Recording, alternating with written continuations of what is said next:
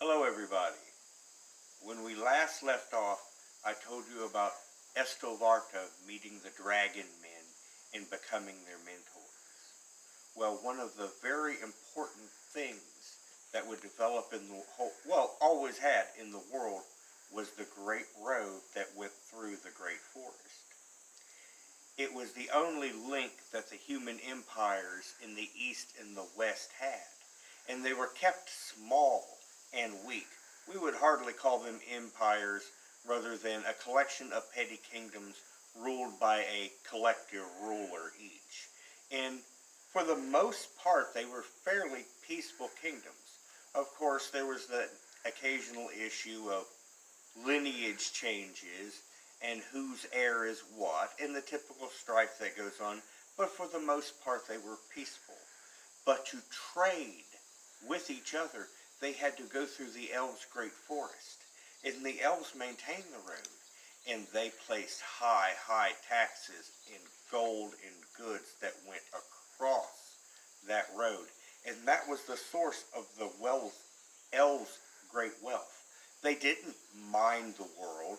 They didn't go out and make the fine silks. They got them from the east and the west going across their road because the taxes were high. The silk of the east went for an insane amount in the west and was the status symbol. Well, it became that amongst the elves, and that's where they get the finery that you or I think when we think of elven. They didn't get it by their own hard work.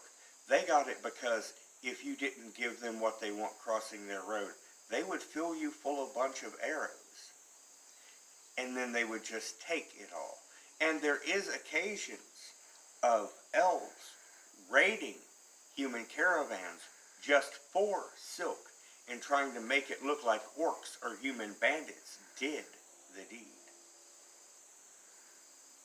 Estellevarta knew of this because she sat at many of the tables that the elf lords would brag of doing this.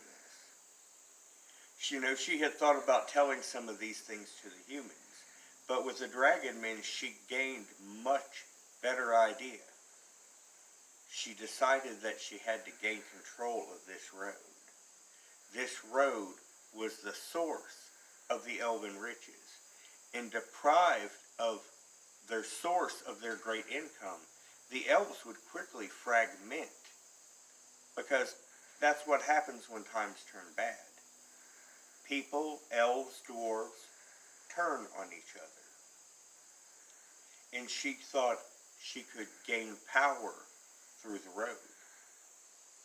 Well, dragon men are dragon men, and they do have their motivations, and they are proud, immortal creatures. And that was another thing that was the treasure of Estellevarta. What they build, they didn't have to build today. She was a high elf with an unbelievable lifespan. And the dragon men were pure immortals. They would never get old. They would never die. They would just get bigger, tougher, and wiser.